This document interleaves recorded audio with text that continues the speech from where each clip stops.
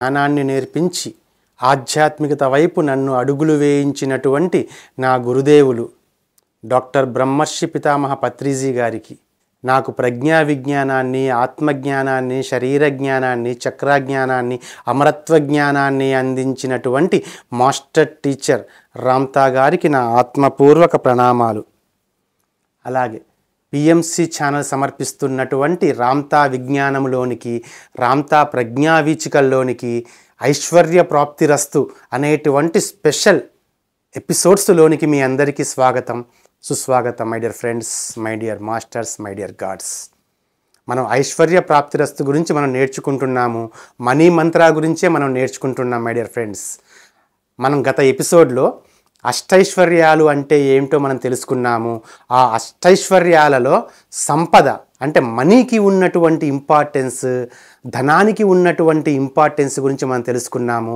రాజ్యము కానీ, ధాన్యము కానీ, సేవకులు కానీ, ఈ మూడు ఐశ్వర్యాలు కూడా ధనం లేకుంటే ఎందుకు పనికి రావు అనేది మనం నేర్చుకున్నాము.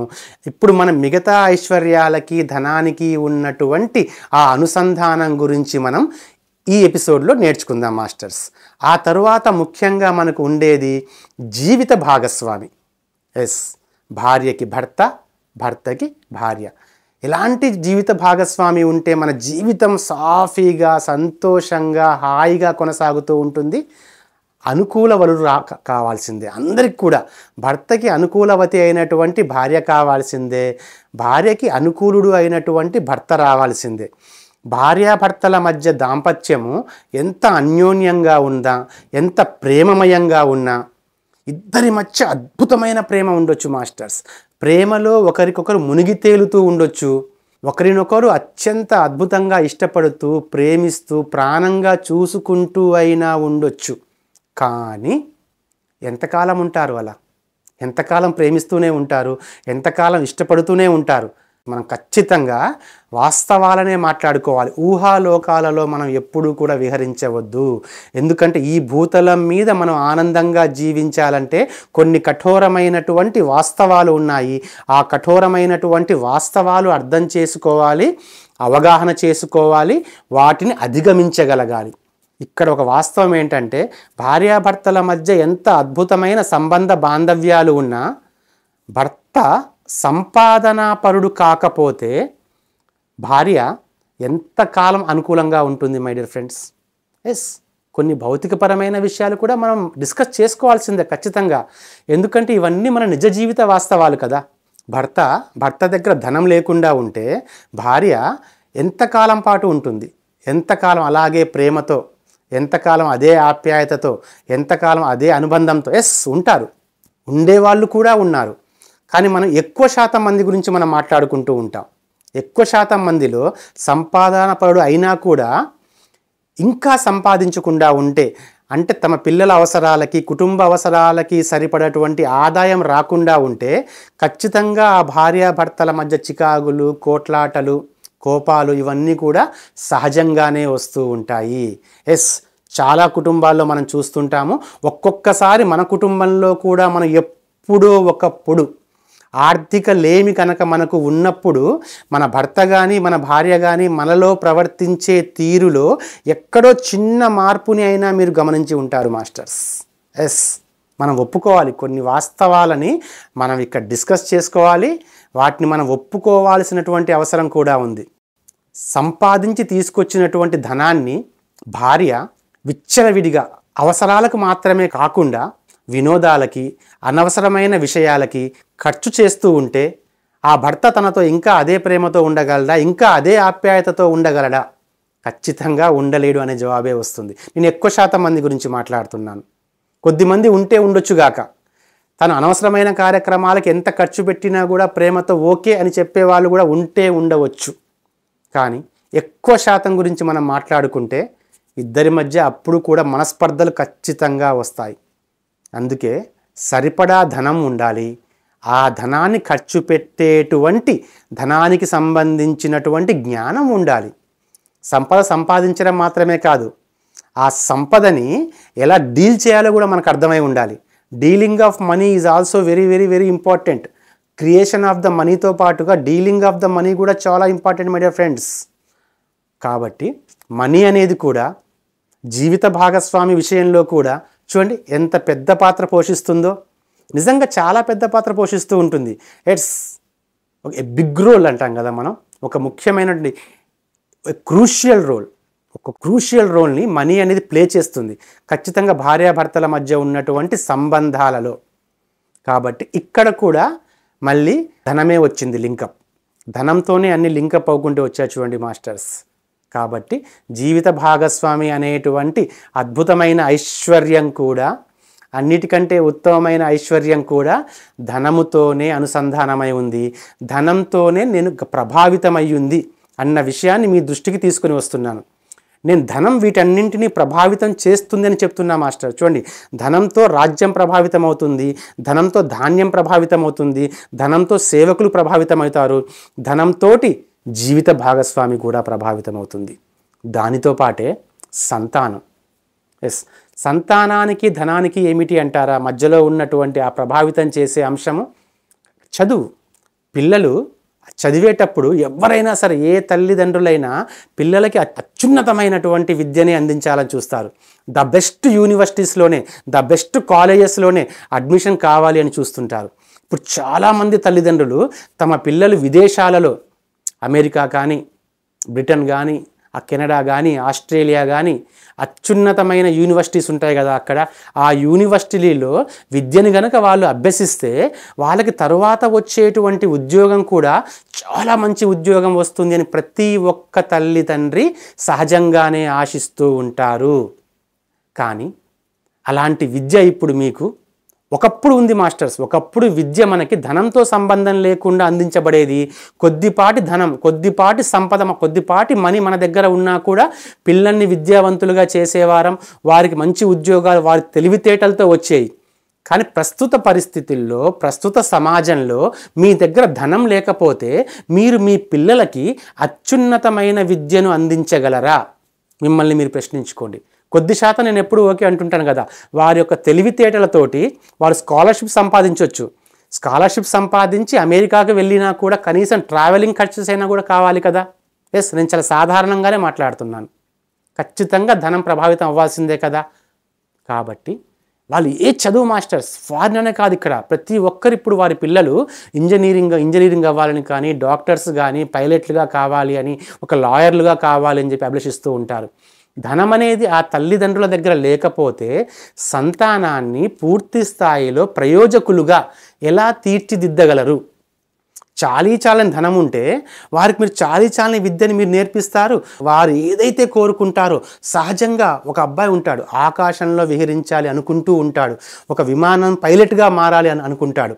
కానీ ఈరోజు ఒక వ్యక్తిని పైలట్గా తీర్చిదిద్దాలి అంటే ఒక అబ్బాయిని ఆ తల్లిదండ్రులకి 50 లక్షల నుంచి ₹1,00,00,000 వరకు ఖర్చు అవుతుంది మాస్టర్స్. ఖర్చు అవుతుంది. ఒక విద్యార్థి, ఒక కొడుకు కానీ, కూతురు కానీ MBBS MD పట్టా తీసుకుని బయటికి రావాలంటే అంతే 50 లక్షల నుంచి ₹1,00,00,000 మధ్యలో ఖర్చు అవుతుంది. ఒక ఇంజనీరింగ్ చదివించాలన్నా కూడా ఎంత చూసుకున్నా 20 నుంచి 25 లక్షల దాకా ఖర్చు అవుతుంది. ఇదంతా సంపదే కదా. ధనం లేనిది విద్య ఉందా? కాబట్టి విద్యని మనం ఎంత గొప్పగా చెప్పుకున్నా కూడా విద్య కూడా మనకి ధనంతోనే ప్రభావితం అవుతుంది కదా. అందుకని మన దగ్గర ఫస్ట్ మన కోసం కాదు మై డియర్ ఫ్రెండ్స్, మీ సంతానం కోసం, మీ కుటుంబం కోసం, మీ ద్వారా జన్మ తీసుకున్నటువంటి, మీ నుంచి కాదు, మీ ద్వారా జన్మ తీసుకున్నారు మీ సంతానం. అద్భుతమైనటువంటి ఆత్మలైన వారు మీ ద్వారా జన్మ తీసుకుంటే వారి లక్ష్యాలు నెరవేరుతాయని చెప్పి మీ ద్వారా జన్మ తీసుకున్నటువంటి మీ సంతానానికి అత్యున్నతమైన విద్యను అందజేయాల్సిన కనీస బాధ్యత తల్లిదండ్రులుగా మీ మీద ఉంది. దానికోసం ఏం కావాలి? మనీ, సంపద కావాలి, మనీ కావాలి, ఐశ్వర్యం కావాలి, ఖచ్చితంగా కావాల్సిందే. చూడండి, వారు చదవలేకపోతే నెక్స్ట్ వారు చేసే ఉద్యోగాలు మళ్ళీ అదే అయిపోతాయి కదా. మీరు వారి ఒక మామూలు గ్రాడ్యుయేట్, ఒక 10th క్లాస్, ఒక ఇంటర్మీడియట్, ఒక మెకానిక్కో, ఒక ITI, నేను IIT అనట్లేదు, ITIనో వాళ్ళు ఏం చేస్తారు? ఒక ఫిట్టర్ గాను, ఒక మెకానిక్ గాను వాళ్ళు మారిపోతారు. మళ్ళీ వారి జీవితాల్లో కూడా ధనం అంటూ ఏమీ ఉండదు కదా. అప్పుడు వారి సంతానానికి వాళ్ళు ఏమందిస్తారు?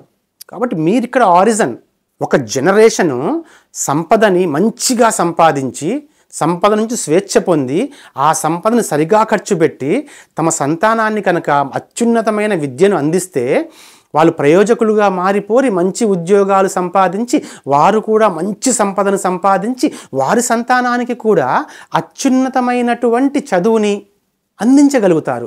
ఒక జనరేషన్ కనుక సంపద మీద దృష్టి పెడితే మాస్టర్స్, మిగతా జనరేషన్స్ అన్నీ కూడా ఆటోమేటిక్గానే సహజంగానే రిచ్గానే వెళ్ళిపోతూ ఉంటారు మై డియర్ ఫ్రెండ్స్. కాబట్టి దీన్ని దృష్టిలో పెట్టుకోండి.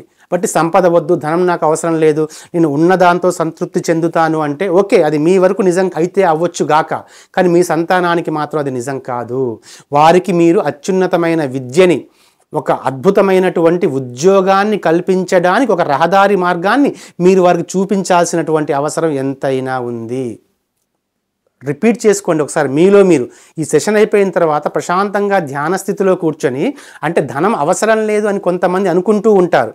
ప్లస్ అంతెందుకు మాస్టర్స్, ఆధ్యాత్మిక విద్య నేర్చుకోవాలన్నా కూడా ఒక్క మన పిఎస్ఎస్ఎంలో తప్పించి మిగతా ఎక్కడైనా మీరు చూడండి 3 రోజుల సెషన్. మిగతా నేను వారిని విమర్శించడం గురించి నేను మాట్లాడడం లేదు, కానీ నేను వాస్తవాన్ని చెప్తున్నాను మీకు. వాస్తవాన్ని చెప్పాల్సిన రెస్పాన్సిబిలిటీ నా మీద ఉంది కాబట్టి నేను చెప్తున్నాను. 3 రోజుల ఒక ట్రీట్కి ₹1,00,000 ఆధ్యాత్మిక విద్య నేర్పించడానికి, ధ్యానాన్ని నేర్పించడానికి లక్షల రూపాయలు వసూలు చేస్తున్నారు మాస్టర్స్. మన సంస్థ ఒక్కటే, మన పత్రిసారి యొక్క ఆశయం ఏంటంటే మనం ఉచితంగా అందరికీ ధ్యానాన్ని అందించాలని చెప్పి మనం అందరికీ ధ్యానాన్ని జ్ఞానాన్ని ఉచితంగా అందిస్తున్నాం. కానీ బయట ఒక మెడిటేషన్ సెంటర్ కనుక మీరు వెళ్తే, ఒక మెడిటేషన్ కోర్సులో కనుక మీరు జాయిన్ అయితే కానీ, ఒక యోగాలో మీరు జాయిన్ అయినా కానీ, ఈవెన్ ఒక ప్రాణాయామంలో జాయిన్ అయినా కానీ లక్షలు పెట్టాల్సినటువంటి అవసరం ఉంటుంది. భౌతికపరమైన విద్యకి డబ్బు ఖర్చే, ఆధ్యాత్మికపరమైన విద్యకి కూడా డబ్బు ఖర్చు పెట్టాల్సిన అవసరం ఉంది. కాబట్టి ఖచ్చితంగా మన దగ్గర సఫిషియంట్ మనీ ఉండాలి. నేను ఎక్సెస్ మనీ అనట్లేదు మాస్టర్స్, సఫిషియంట్ మనీ, సరి అయిన సంపద, సరిపడినంత సంపద మన దగ్గర ఉండి తీరాల్సిందే. నెక్స్ట్ విద్య కూడా ఐశ్వర్యమే కదా. ఇప్పుడే మన సంతానానికి విద్యకి మనకు మాట్లాడాము. ఏ విద్య అయినా, ఆధ్యాత్మిక విద్యకైనా మనం ధనం ఖర్చు పెడుతున్నాము, భౌతిక విద్యకైనా ధనం ఖర్చు పెడుతున్నాము. సో సంతానం ఎలాగైతే ధనంతో ప్రభావితం అవుతుందో విద్య కూడా ధనంతో ప్రభావితం అవుతుంది. ఇప్పుడు విద్య వ్యాపార వస్తువుగా మారింది. విద్యతో పాటు వ్యాపార వస్తువుగా మారింది ఇంకొకటి ఏందయ్యా అంటే వైద్యం కూడా. అష్టైశ్వర్యాల్లో ఆనాడు వైద్యాన్ని గుర్తించలేదు వాళ్ళు. ఎందుకంటే అసలు ఆనాడు ఆ కాలంలో అనారోగ్యం అంటూ ఉండకపోయేది కదా. ఆ కాలంలో అందరూ ఆరోగ్యవంతులుగానే ఉండేవాళ్ళు, అందరూ సుదీర్ఘకాలం జీవించేవాళ్ళు. అప్పుడు ఈ వైరస్లు ఉన్నాయి కానీ తట్టుకునేటువంటి ఆహార నియమాలు పాటించి అంత దృఢ నిశ్చయంతో ఉండేవాళ్ళు. కాబట్టి వారి యొక్క ఆలోచనల్లో ఎలాంటి రోగము లేకపోయేది. కాబట్టి అప్పుడు వైద్యాన్ని వాళ్ళు చేర్చలేకపోయారు. కానీ ఇప్పుడు అసలైన ఐశ్వర్యం ఏంటంటే ఆరోగ్యమే ఇప్పుడు అసలైన ఐశ్వర్యం అని చెప్పుకోవాల్సి వస్తుంది మనం. కానీ మీకు ధ్యాన విద్య మీకు తెలిస్తే మీకు రూపాయి ఖర్చు ఉండదు. కానీ ఎంతమందికి తెలుసు ధ్యాన విద్య? కాబట్టి ఇప్పుడు ఆరోగ్యానికి కూడా ఖచ్చితంగా ధనం అవసరమే కదా. మనం చూస్తున్నాం కదా, విద్య వైద్యం రెండు కూడా ధనంతో ఎంత ప్రభావితం అయ్యాయంటే ధనం సంపాదించేటువంటి 2 ఆయుధాలుగా మారిపోయారు ఆ 2. కాబట్టి మనం ఖచ్చితంగా కూడా ఆరోగ్యం విషయంలో మనకు అవసరం ఉండదు, మన ధ్యానులకి అవసరం ఉండకపోయినా కూడా సామాన్య ప్రజానికం చాలామంది ఈ ఎపిసోడ్స్ చూస్తారు. కాబట్టి వారిని దృష్టిలో పెట్టుకొని నేను చెప్తున్నాను, విద్య కోసం ధనాన్ని మీరు సరిపోయినంత సంపాదించుకోవాలి, వైద్యం కోసం సరిపడినంత ధనాన్ని మీరు సంపాదించుకోవాలి. ఇవన్నీ కూడా ధనంతో మనకి ప్రభావితం అవుతూనే ఉన్నాయి కదా. ఇక వివేకం అనేది కూడా ధనంతో ఎలా ప్రభావితం అవుతుందో మీకు క్వశ్చన్ మార్క్ వేయచ్చు. సార్ ఓకే, ఇన్నైతే మేము ఒప్పుకుంటాము, ఇప్పుడు అష్టైశ్వర్యాలతో పాటుగా 9వ ఐశ్వర్యం కూడా వచ్చింది, వివేకం అంటున్నారు మీరు. వివేకానికి ధనానికి ప్రభావితం ఎలా అంటే, వివేకం అంటే మీరు ఆలోచించేటువంటి విధానం. మీరు మీ జీవితంలో ఏదైనా ఒక సంఘటన, మీకు ఎదురుపడ్డ సంఘటనని మీరు చూడండి. మీ దగ్గర ధనం ఉన్నప్పుడు మీరు ఎలా ఆలోచించగలిగారు, మీ దగ్గర ధనం లేనప్పుడు మీరు ఎలా ఆలోచించగలిగేవారు? మీ ఆలోచన సంవిధానంలో ధనం ఎంత ప్రాముఖ్యత వహిస్తుందో ఒకసారి మిమ్మల్ని మీరు చెక్ చేసుకోండి, మిమ్మల్ని మీరు పరిశీలించుకోండి. ఒక సంఘటన మీ ముందుకు వచ్చింది, ఎదుర్కోవాలి ఆ సంఘటనని. మీ దగ్గర ధనం ఉన్నప్పుడు మీ ఆలోచనలు వేరేగా ఉంటాయి. మీ దగ్గర ధనం లేనప్పుడు మీ ఆలోచనలు ఇంకా ఇంకా వేరే వేరేగా ఉంటాయి. కాబట్టి వివేకము కూడా ధనంతో ఖచ్చితంగా ప్రభావితం అవుతుంది. సో వీటన్నింటితోటి ధనానికి అనుసంధానం ఉంది. ధనంతో ఇవన్నీ కూడా లింకప్లో ఉన్నాయి. సంపదతో ఇవన్నీ కూడా లింకప్లో ఉన్నాయి. కాబట్టి అష్ట ఐశ్వర్య ప్రాప్తిరస్తు అనేది మీకు కావాలి అంటే ఫస్ట్ మీకు ఐశ్వర్య ప్రాప్తిరస్తు రావాలి. ఇక్కడ ఐశ్వర్యం అంటే సంపద, మహాలక్ష్మీదేవి. లక్ష్మీదేవి కటాక్షం మీకు ఖచ్చితంగా ఉండాలి. ధనం ఖచ్చితంగా మీ దగ్గర న్యాయంగా సంపాదించాలి, నీతివంతంగా సంపాదించాలి. మీ వల్ల ఎవరికీ నష్టం జరగకూడదు. మళ్ళీ మీరు సంపాదించినటువంటి ధనాన్ని ఎందుకు రెండుసార్లు నొక్కి వక్కానిస్తున్నా అంటే సగభాగం మళ్ళీ సమాజానికి ఇచ్చేయాలి. Conditions apply. ఆధ్యాత్మిక కార్యకలాపాలకి, దైవీకమైనటువంటి కార్యకలాపాలకి, అన్నదాన కార్యకలాపాలకి, మన పిరమిడ్స్ కట్టడం లాంటి కార్యకలాపాలకి ఖచ్చితంగా మీరు ఖర్చు పెట్టాలి. 50% అంటే మీకు రూపాయి అవసరం ఉందనుకోండి మై డియర్ ఫ్రెండ్స్, మీరు 2 రూపాయలు సృష్టించుకోవాలి. మీకు 10 రూపాయలు అవసరమైతే మీరు 20 రూపాయలు సృష్టించుకోవాలి. మీకు 1 కోటి రూపాయలు అవసరమైతే మీరు 2 కోట్లు సృష్టించుకోవాలి. ఎందుకు అంటారా? మనందరికీ బాగా బాగా బాగా తెలిసినటువంటి ఒక మంచి కథ ఉంది. ఆదిశంకరాచార్యుల వారు తను ఏదైతే నమ్మాడో తన అద్వైత విజ్ఞానాన్ని భారతదేశం 4 వైపులా 4 పీఠాలు స్థాపించడం కోసం అలా భారతదేశం మొత్తం ప్రయాణం చేస్తున్నప్పుడు ఒకానొక సమయంలో ఆకలితో ఉండి, మీకందరికీ తెలుసు వారు భిక్ష ద్వారా మాత్రమే వారి కడుపు నింపుకుంటారు. ఒకానొక పూరి గుడిసె ముందుకు వచ్చి భవతీ భిక్షాందేహి అన్నప్పుడు ఆ మహిళ బయటికి కూడా రాలేదు. ఆ మహిళ, నా దగ్గర ఒక్కటే ఉందండి చీర, అది కూడా చిరుగులు పడి ఉంది. నేను అత్యంత దీనస్థితిలో ఉన్నాను.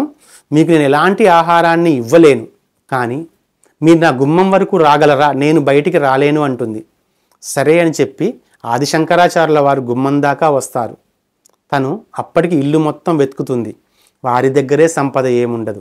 వారు అక్కడ దారిద్ర్యంలో ఉంటారు. దరిద్ర దేవత వారి ఇంట్లో తాండవిస్తూ ఉంటుంది. పాపం ఆ మహాతల్లి అయినా కూడా సాధువు వచ్చారు కదా, స్వామీజీ వచ్చారు కదా, మన సనాతన భారత సాంప్రదాయంలో ఇంటి ముందుకు ఎవరైనా వచ్చి ఏది అడిగినా కూడా ఇచ్చేటువంటి నైతిక విలువ మన భారతీయ సమాజంలో ఎప్పటి నుంచో వేళ్ళూనుకొని ఉంది. కాబట్టి ఆ మహిళ మొత్తం వెతుకుతుంది. మీకు తెలుసు ఈ కథ బాగా. ఇక్కడ ఎందుకు చెప్తున్నానంటే దీనికి ఒక కారణం ఉంది. ఒక్క ఉసిరికాయ లభిస్తుంది. ఆ ఒక్క ఉసిరికాయ తీసుకుని వచ్చి ఆదిశంకరాచార్య స్వామీజీ గారికి ఇస్తుంది. స్వామీజీ గారికి ఇస్తే వెంటనే ఆయనకు చలించిపోతాడు. ఏంటి ఇంత దారిద్ర్యమా? తినడానికి తిండి కూడా లేదా ఈ ఇంట్లో? ఇంత దారిద్ర్యంలో వీళ్ళు ఉన్నారా అని చెప్పి వెంటనే మహాలక్ష్మిని ప్రార్థిస్తాడు. మహాలక్ష్మిని ప్రార్థిస్తే అప్పుడు లక్ష్మీమాత ఏమంటుంది తెలుసా? వీరు అంతకుముందు వాళ్ళు జీవించిన జన్మలలో ఏనాడు ఎవరికి ఎలాంటి దానము కూడా చేయలేదు, అందువలనే ఇప్పుడు వీళ్ళు ఇలా ఉన్నారు అని చెప్పి అంటుంది. కాబట్టి మనం సంపాదించిన దాంట్లో 50% సగభాగం దానం చేయడము అనేది కూడా ఒక నియమంగా మనం పెట్టుకోవాలి మై డియర్ ఫ్రెండ్స్. అయినా సరే లేదు, నేను ఈమెను చూసి నేను తట్టుకోలేకపోతున్నానని చెప్పి ఆ కనకధారా స్తోత్రాన్ని వల్లిస్తాడు. లక్ష్మీదేవి ఆకాశం నుంచి బంగారు ఉసిరికాయల వర్షం పండిస్తుంది. పైనుంచి రాలిపడతాయి బంగారు ఉసిరికాయలు. చూడండి, ఆదిశంకరాచార్యులు లాంటి అన్నీ వదిలేసినటువంటి ఒక స్వామీజీ గారికే, ఒక సన్యాసి కథగా మనం చెప్పుకోవాలి అంటే ఆయనకే ధనం యొక్క విలువ అర్థమై తన ముందు దారిద్ర్యంతో బాధపడుతున్నటువంటి ఒక మహిళ యొక్క దుస్థితి చూడలేక ధనాన్ని ఆమె కానుకగా ఇచ్చాడు. తన ఆధ్యాత్మిక శక్తిని ఉపయోగించి ఆ కనకధారా స్తోత్రాన్ని పాడి బంగారు ఉసిరికాయల వర్షాన్ని కురిపించగలిగాడు, తన దారిద్ర్యాన్ని తీర్చగలిగాడు. మనము కూడా మాస్టర్స్. ఇక్కడ మనకి ఎవరు తెలుసా? ఆదిశంకరాచార్యులు వారంటే మన ఆత్మే, మన ఆత్మశక్తి. మనలో ఉన్నటువంటి దివ్య ఆత్మశక్తి ద్వారా మనము కూడా సంపద వర్షాన్ని మన భౌతిక జీవితంలో కురిపించుకోవాలి. ఈ వాక్యం చెప్పడం కోసం ఈ కథ నేను మళ్ళీ మీకు గుర్తు చేశాను మై డియర్ ఫ్రెండ్స్. ఇంకా డీటెయిల్గా కూడా ఉంటుంది, సంభాషణ చాలా ఉంటుంది. ఆ సంభాషణ ఇక్కడ అప్రస్తుతం కాబట్టి నేను చెప్పడం లేదు. ఒకసారి మీరు ఆ పురాణాలు, ఆ గ్రంథాలు మీరు వెనక్కి తీసి మీరు చూడండి. ఆ సంభాషణ చాలా చూడముచ్చటగా ఉంటుంది. చూడండి, దారిద్ర్యాన్ని చూసి ఒక స్వామీజీ గారే తల్లడిల్లిపోయారు అంటే దానికి ఉన్నటువంటి ఇంపార్టెన్స్ గుర్తించమని చెప్తున్నాను నేను. అదే ఆయన సరేనమ్మా ధనం లేకున్నా కూడా జీవితం అలాగే కొనసాగుతుంది, నేను వెళ్ళొస్తాను అని చెప్పి ఆ ఒక్క ఉసిరికాయ తిని వెళ్ళిపోవచ్చు. ఆయన అలా వెళ్ళలేదు, తల్లడిల్లిపోయి సంపదని కురిపించి వెళ్ళాడు. అలాగే ఇక్కడ మనకి ఏ ఆది శంకరాచార్యుల వారు మనకి రారు, ఎవరు మన మీద ఏ మహాలక్ష్మీదేవి మన ముందు ప్రత్యక్షమైపోయి పైనుంచి బంగారు నాణ్యాలు మన మీద వర్షంగా కురిపించదు. ఇక్కడ నీ సంపదని నువ్వే సృష్టించుకోవాలి. నీ భౌతిక జీవితంలో నీ ప్రతి వాస్తవానికి నువ్వే సృష్టికర్తవు. ఇప్పుడు దారిద్ర్యంతో బాధపడుతున్న వాళ్ళు, సంపదలేమితో బాధపడుతున్న వాళ్ళు, సంపద కోసం ఆత్రంగా ఎదురు చూస్తున్న వాళ్ళు ఒక్కటి గుర్తుపెట్టుకోండి, ఈ దారిద్ర్యాన్ని సృష్టించింది కూడా మీరే సృష్టించుకున్నారు. ఒకటి, మీ సోల్ డిజైన్ ద్వారా సృష్టించుకున్నారు. రెండు, ఈ భూతలం మీదికి వచ్చిన తరువాత మీ ఆలోచన సంవిధానం ద్వారా మీ ఆలోచనల్లో ఈ దారిద్ర్యాన్ని మీరే సృష్టించుకున్నారు. అయితే దారిద్ర్యాన్నే సృష్టించుకున్నటువంటి అద్భుతమైన సృష్టికర్తలు కదా మీరు. దారిద్ర్యాన్నే సృష్టించుకున్నారంటే ఇక ఐశ్వర్యాన్ని సృష్టించుకోవడం మీకు చిటికెలో పని మాస్టర్స్. ఎస్, దారిద్ర్యాన్నే సృష్టించుకున్న వాళ్ళు ధనాన్ని సృష్టించుకోవడం ఎంత తేలిక. కష్టమైన దాన్నే కష్టంగా సృష్టించుకున్నారు, ఇక ఇష్టమైన దాన్ని ఇష్టంగా మీరు సృష్టించుకోలేరా? సృష్టించుకోగలరు. మీకు సహాయం చేయడానికి ఇక్కడ ఎవరూ రారు, మీరే సృష్టించుకోవాలి.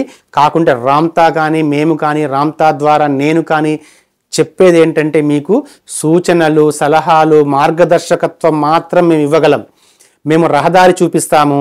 రహదారిలో అడ్డంగా ఉన్న ముళ్ళని ఏవి ముళ్ళో, ఏవి పువ్వులో కూడా అర్థం కాని పరిస్థితుల్లో ఏవి ముళ్ళో మీకు చెప్పి ఆ ముళ్ళు మీ ద్వారానే బయటికి తీసేలా చేసి ఆ పూల బాటలో మిమ్మల్ని మీరు నడిచేలా, మీ లోపలికి అంతరంలోనికి మీరు నడిచి మీ ఆత్మశక్తి ద్వారా సంపదని అద్భుతంగా సృష్టించుకునేలా, abundance wealth, prosperity wealth, unlimited wealth, wealth మీరు క్రియేట్ చేసుకునేలాగా ఆ వెల్త్ యొక్క శాస్త్రాన్ని, సంపద యొక్క శాస్త్రాన్ని మనం ఈ ఐశ్వర్య ప్రాప్తిరస్తులో మనం తెలుసుకుంటాం మాస్టర్స్.